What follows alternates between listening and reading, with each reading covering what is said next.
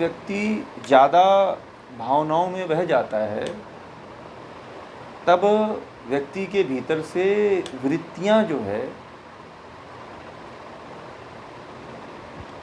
एक तरह से खुली आज़ादी पा जाती हैं।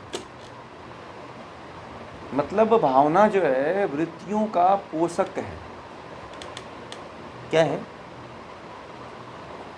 मतलब सपोर्टर कह लीजिए, पोषक कह लीजिए, पालन करने वाला कह लीजिए। ठीक है। तो और भावना जो है माया का दूसरा रूप है। जो भावना होती है, जो भाव में बह जाने वाली बात हमने कहा, वह माया का दूसरा रूप है। माया मतलब क्या? अज्ञान, अविद्या। ठीक है। माया मतलब क्या? अविद्या और अज्ञान। यह जो है भावना के साथ बहे हुए व्यक्ति को बहा ले जाती है। जो व्यक्ति भावना में बह जाता है उसको वृत्तियां जो है बहा ले जाती हैं। जैसे पानी में कोई वस्तु डाल दीजिए बहते हुए पानी में, तो पानी क्या करता है? उसे बहा ले जाता है। तो भावनाएं खुद बहती हैं। ठीक है। ठीक है। और उसके साथ साथ वृत्तियां हावी होती हैं, और दोनों मिलकर के जो व्यक्ति होता है और जो ज़्यादा भावुक होता है उसको बहा ले जाता है। इतनी मजबूत पड़ती हैं कि व्यक्ति इतना बह जाता है कि बेहोशी उसके अंदर आ जाती है। आपने देखा होगा कि व्यक्ति जब भावनाओं में ज़्यादा बह जाता है तो यदि उसको कार दे दीजिए चलाने के लिए तो वह कार तो चलाता है, परंतु वही भाव सोचते हुए हंसता है, मुस्कुराता है। आगे से जब ट्रक आता है तो उसका एक्सीडेंट हो जाता है। ठीक है। अभी दो तीन जैसे भावनाएं, एक उदाहरण देता हूँ। जैसे मान लीजिए कि भावना एक बता दूँ। जैसे मान लीजिए कि आपकी कोई फ्रेंड है, आपसे उसने ये कह दिया कि आप बहुत अच्छी हो। ठीक है। आप बहुत अच्छे हो, ऐसी हो वैसी हो, पूरा मतलब आपकी प्रशंसा कर दिया। और आप उसके घर से निकले तो आप घर से निकलते हुए खूब उसके विचारों को सोचते हुए मुस्कुराते हुए जा रहे हैं। ठीक है। और आप उसकी बातों को सोचते हुए मुस्कुराते हुए जैसे ही बाहर आप निकल रहे हैं, आप और मुस्कुरा रहे हैं, गाड़ी में बैठते हैं, गाड़ी चालू करते हैं, आपका पूरा होश आपके जो सहेली है उसकी बातों पे होता है कि इस व्यक्ति ने मुझे ऐसा कहा कि तुम बहुत अच्छे हो, तुम ऐसे हो, तुम वैसे हो।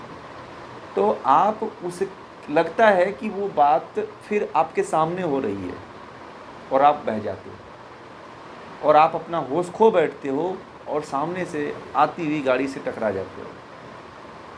ये तो एक उदाहरण दे रहा हूँ। ऐसे कई ऐसे भाव हैं। जैसे मान लीजिए कि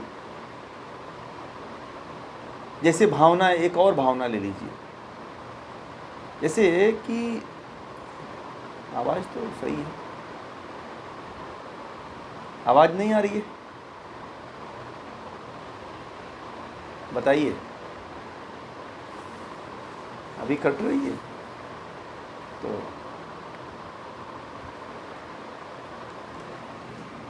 नहीं, आवाज़ शायद सही है। आवाज़ हमारे यहाँ, आप लोगों की आवाज़ तो मुझे बहुत अच्छी सुनाई दे रही है,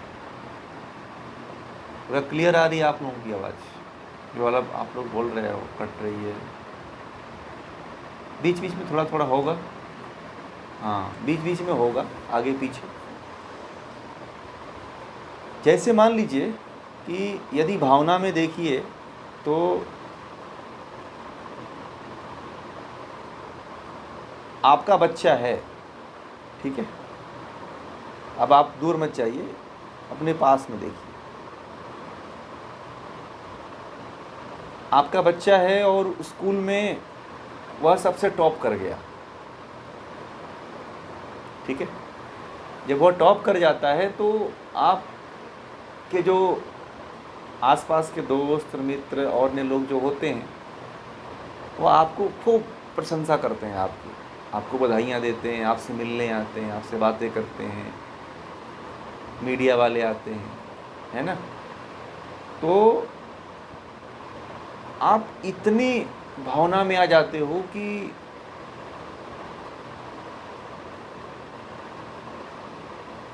उस दिन जो है आप अपना आपा खो करके जो चीज़ चाहे वो लुटाने के लिए तैयार हो जाते हो।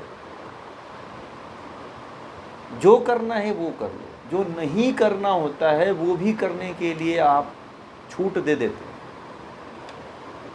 जैसे शादियां होती हैं तो लोग क्या करते हैं, पार्टियां जब होती हैं, शादी की जब पार्टी होती है तो एक पार्टी सिंपल वाली होती है और एक पार्टी थोड़ा सा रंगीन होती है।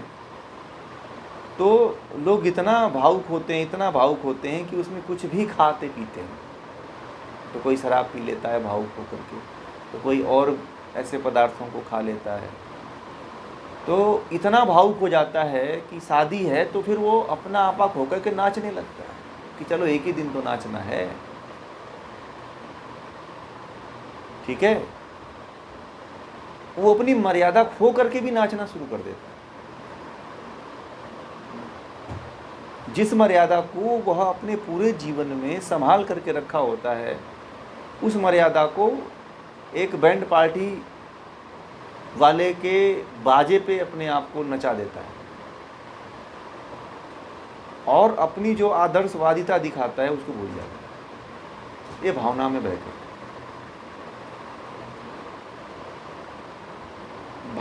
बहकर के अपने खुद के अस्तित्व को व्यक्ति नष्ट करने पे लग जाता है, क्योंकि उसके साथ वृत्तियां होती हैं, इंद्रियां होती हैं और इंद्रियों के विषय होते हैं।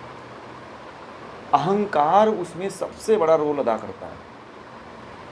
भावनाओं को बढ़ाने में, भावनाओं को घटाने में अहंकार सबसे बड़ी भूमिका निभाता है। अहंकार बड़ा होता है, अहंकार हमारा नीचा ना हो, अहंकार हमारा ऊपर रहे कि हम तो ऐसे हैं। और कोई कह देता है कि आप ऐसे हो तो भावना बढ़ जाती है। आप अपने मन में माने हुए कि मैं तो शाही हूँ, मैं तो राजा के कुल से हूँ। तो जब ये कोई आप अपने अंदर मानते हो, दूसरा कह देता है कि आप तो राजा हो, तो आपकी भावनाएं और बढ़ जाती हैं। ठीक है, और एक समय ऐसा आता है कि ये भावनाएं कम भी होती हैं और एक ज़्यादा से ज़्यादातर समय में ऐसा ही होता है कि भावनाएं बढ़ी हुई मिलती हैं। ठीक है, अधिकांशतः लोग भावनाओं के पीछे अपने मूल अस्तित्व को खो देते हैं। एक घटना बताऊं, एक व्यक्ति था, उसके शादी हुए 15 साल बीत गए थे, उसके बच्चे नहीं हुए थे। संयोग से इसी साधु के पास गया, साधु ने कहा कि जाओ तेरा बच्चा पैदा हो जाएगा। 15 साल बाद बच्चा घर में पैदा हुआ था और इतना खुशी उसको हुई, इतना खुशी हुई कि इतना भावना में बह गया वो कि अपने दोस्तों मित्रों के पास गया तो दोस्तों मित्रों ने कहा कि भैया पार्टी दो अब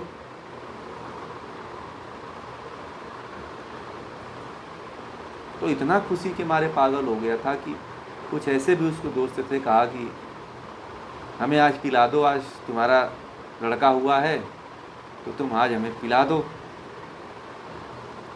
बोला कि ठीक है कोई बात नहीं, आज तो मुझे दुनिया खुशी मिल गई, जो तुम कहोगे वो मैं तुम्हें पिला दूंगा। इतना भावना में बह गया कि वह दोस्तों के लिए गया, शराब खरीदा, शराब लाया, पिलाया, तो दोस्तों ने कहा कि तू भी पी ले, आज तो खुशी का दिन है। ठीक है, उसने भी शराब पी ली। खुशी के मारे जो है मिठाइयाँ खरीद करके घर ला रहा था।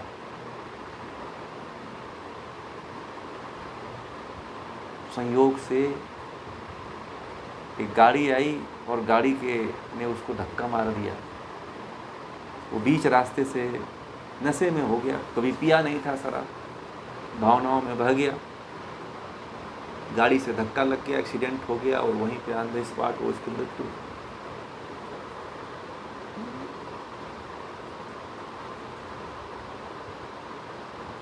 तो पोस्टमार्टम हुआ तो डॉक्टरों ने पता लगाने का प्रयास किया कि आखिर यह व्यक्ति,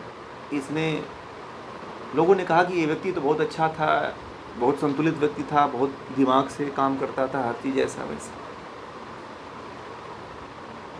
फिर और भी डॉक्टरों से इसकी राय ली गई तो पता चला कि इसका जो है भावनात्मक जो भाव था वो बढ़ गया था, और भावनात्मक भाव बढ़ने के कारण वो जो है अपना आपा खो गया, अपना होश खो लिया और जो नहीं करना था वो कर दिया।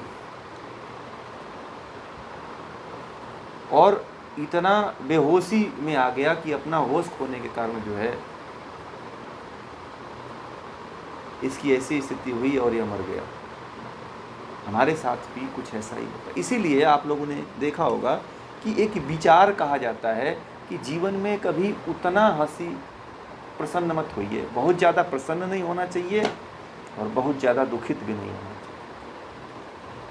कोई चीज़ मिल जाए तब भी प्रसन्न मत होइए, कोई चीज़ खो जाए तब भी ज़्यादा मत दुखी होइए। ये बात यहाँ और इसलिए कही गई। यदि इसको आप लोग कंट्रोल कर लेते हो कि मुझे बहुत ज़्यादा खुश नहीं होना है, मुझे बहुत ज़्यादा दुखी नहीं होना है, तो भावनाओं में नहीं बहोगे आप। भावनाओं में वही व्यक्ति बह जाता है जो इस सिद्धांत को नहीं मानता है कि हमें आवश्यकता से अधिक ज़्यादा खुश नहीं होना है, सम बने रहना है। कोई चीज़ मिल जाए तब भी सम बने रहना है। यानी कि महर्षि पतंजलि के कौन से शौच को, तप वाले शौच का पालन करना है। सुख दुख, मान अपमान, जय पराजय, लाभ हानि, इसमें सम बने रहना ही क्या है? तप है। यदि आप इसका पालन करते हो तो भावनाओं में नहीं बहोगे। ठीक है? भावनाएं बिना ब्रेक की गाड़ी है, बिना ब्रेक की बैलगाड़ी है। जैसे बैलगाड़ी में ब्रेक नहीं होता है, उसी प्रकार भावनाओं में कोई ब्रेक नहीं होता। और भावनाओं के गाड़ी पे जो सवार हो जाता है उसको तो लड़ाई देती है, एक्सीडेंट कर देती है जी।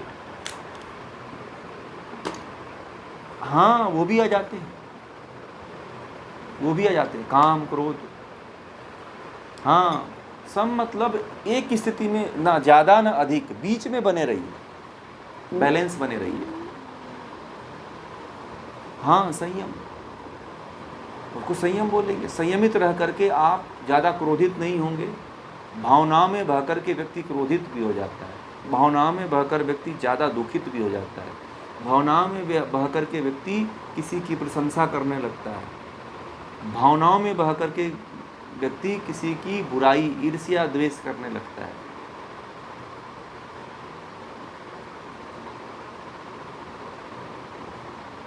हाँ, भावनाओं में बह कर के व्यक्ति लोभी हो जाता है।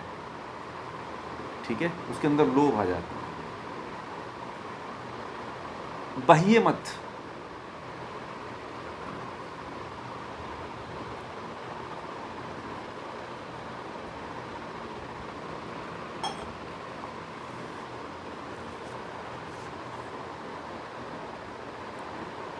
ये ऐसा इसलिए होता है कि आप सम अवस्था में कोई कार्य नहीं कर रहे हो, या तो बहुत ज़्यादा कर दे रहे हो या तो बहुत कम कर दे रहे हो, ऊपर नीचे, या तो एकदम पिकअप पे चले जा रहे हो या तो एकदम छोड़ ही दे रहे हो। यदि सम अवस्था में रहेगा ना, यदि आपका काम सम अवस्था में है, यदि नियम का पालन यदि आप सम अवस्था में रह के करते हो, तो ऐसी कंडीशन आपके जीवन में नहीं आएगा कि एक महीना करके आप छोड़ दो। नहीं, सम रह के काम करिए, तो फिर आप न ऊपर जाएंगे न नीचे गिरेंगे। ठीक है? हाँ, मेहनत करनी है। देखिए, हमारे पास जो समय बचता है हमें अपने ऊपर खर्च करना चाहिए। हम लोग क्या करते हैं कि अपने अमूल्य समय को ऐसी चीज़ों पे खर्च करते हैं जिनका हमारे जीवन में कोई विशेष औचित्य नहीं होता है। हम उन कार्यों में ज़्यादा समय व्यतीत कर देते हैं जिससे हमारा लेना देना नहीं होता है। आज का स्त्री हो चाहे पुरुष हो, उस पे ज़्यादा समय देता है जिस पे आपके जीवन में 1% भी कोई बहुत बड़ा लाभ नहीं होने वाला होता है, उस पे आप ज़्यादा समय दे देते हैं। आप ऐसे ऐसे अपने जीवन में ऐसी ऐसी वस्तुओं के साथ अपना संबंध जोड़ लिया है आप लोगों ने कि वह आपके जीवन में उसका कोई इम्पोर्टेंस नहीं है, कोई उसकी महत्ता नहीं है, कोई उसका उपयोग नहीं है, फिर भी आप उसको अपने जीवन में पहला स्थान दे रखा है। बताइए आप लोग कौन कौन से ऐसे कार्य हैं जिसको आपने स्थान दे रखा है? सबको पता है कि हमने अपने जीवन में किसको स्थान पहले दे रखा है। सबसे पहले एक आपके जीवन में एक महती भूमिका ये होनी चाहिए आपके जीवन जीने के तरीके में कि आप किसको सबसे अधिक प्रमुखता देते हो। आप लोगों से पूछा जाए कि आप लोग अपने जीवन में सबसे अधिक प्रमुखता किसको देते हो, महत्ता किसको देते हो, तो आप देख लेना, आप 100 काम करते हो तो उसमें 90 काम ऐसे होंगे जो बेकार के होंगे, 10% काम ऐसे होंगे जो आपके उन्नति में सहायक हों, आपकी अनुकूल। है कि नहीं, बताइए।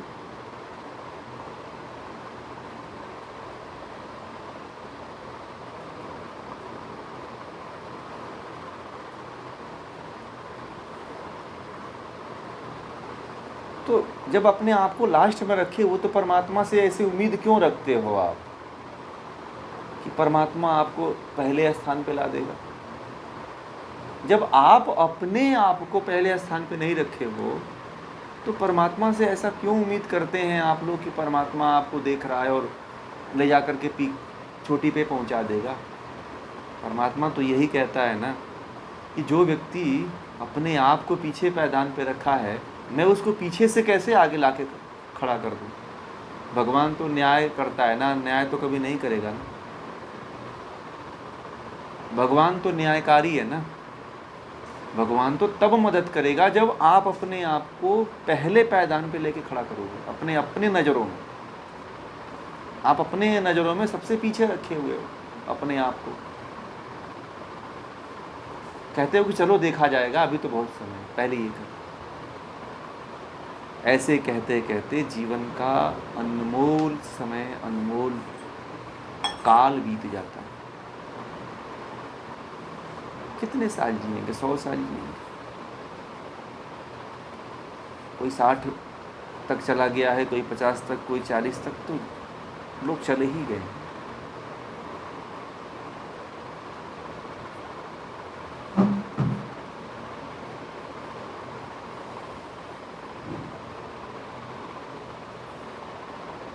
अपने आप को पात्र बनाइए, पात्रता विकसित करिए कि परमात्मा आपके करीब आ सके।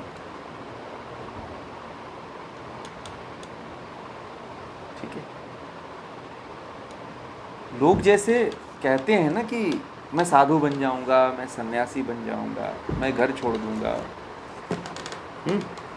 घर छोड़ के क्या करोगे? कहाँ जाओगे? सन्यासी बन करके भी क्या करोगे?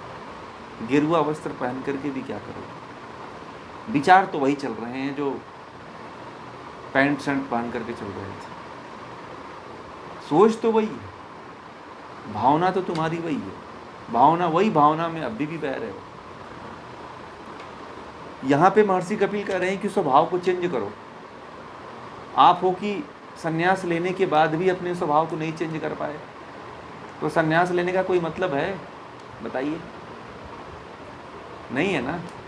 आप तो ये कहते हो कि संन्यास भी लेने के बाद कोई जरूरी नहीं कि अपने आप को बदलो, जैसे हो वैसे ही रहो।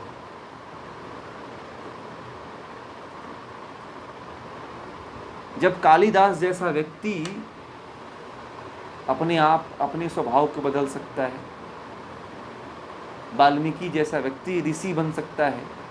अंगुलीमाल डाकू जैसा व्यक्ति बुद्ध बन सकता है। तो आप लोग क्यों नहीं अपने स्वभाव को बदल सकते हो? आप लोग समझते हो ना कि जो हमारा जीवन चल रहा है ना, वही जीवन सबसे अच्छा है। आजकल क्या हो गया है कि हमारा पूरा जीवन जो है दो ही चीज़ पे आके टिका हुआ है, अर्थ पे और काम पे। अर्थ और काम को प्राप्त कर लेना ही हम लोग अपने जीवन का सबसे बड़ा उद्देश्य मानते हैं, और इसी के इर्द गिर्द घूमते हैं। और व्यक्ति अपने आप को कहता है कि सफलता ही है, जीवन की सफलता यही है।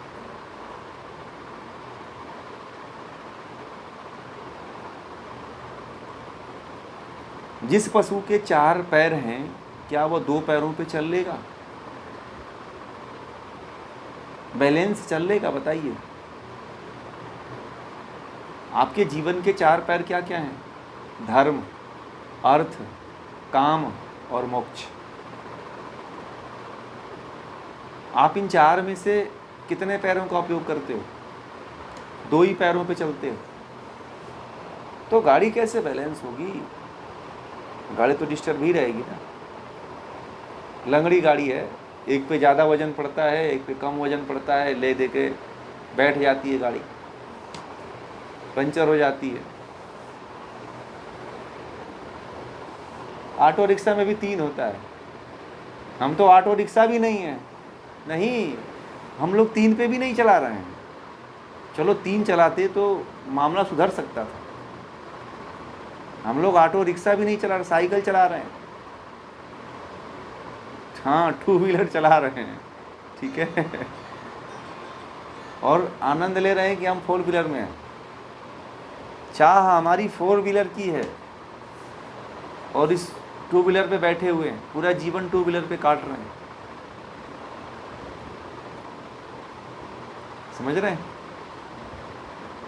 बड़ी गहनता है, और इस गहनता में जब तक आप उतरेंगे नहीं, समझेंगे नहीं, ज्ञान नहीं प्राप्त करेंगे, तो फिर नहीं उतर पाएंगे।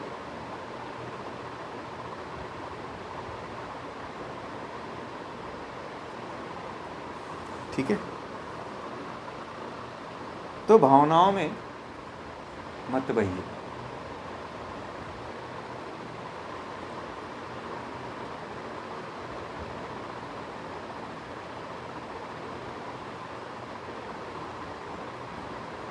एक तुलसीदास जी ने एक बात कही ना रामचरितमानस में, जाकी रही भावना जैसी, प्रभु मूरत देखी तिन तैसी। है, कहा है ना, सुना होगा आप लोगों ने, कि जिसकी जैसी भावना रहती है उसको परमात्मा वैसा ही दिखाई देता है। संसार में जैसी आपके भीतर आंतरिक भावना है, संसार को आप उसी तरह से देखोगे।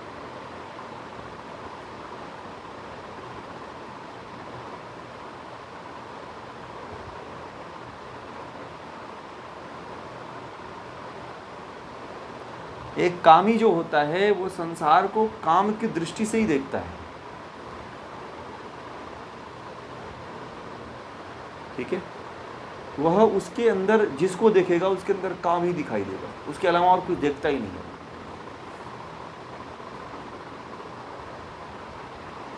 एक चोर जो होता है वह यही देखता है कि किसके पास ज्यादा पैसे,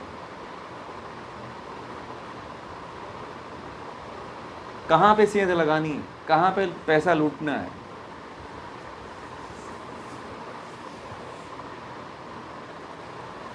एक डॉक्टर जो है रोगी की तरफ उसका ध्यान होता है।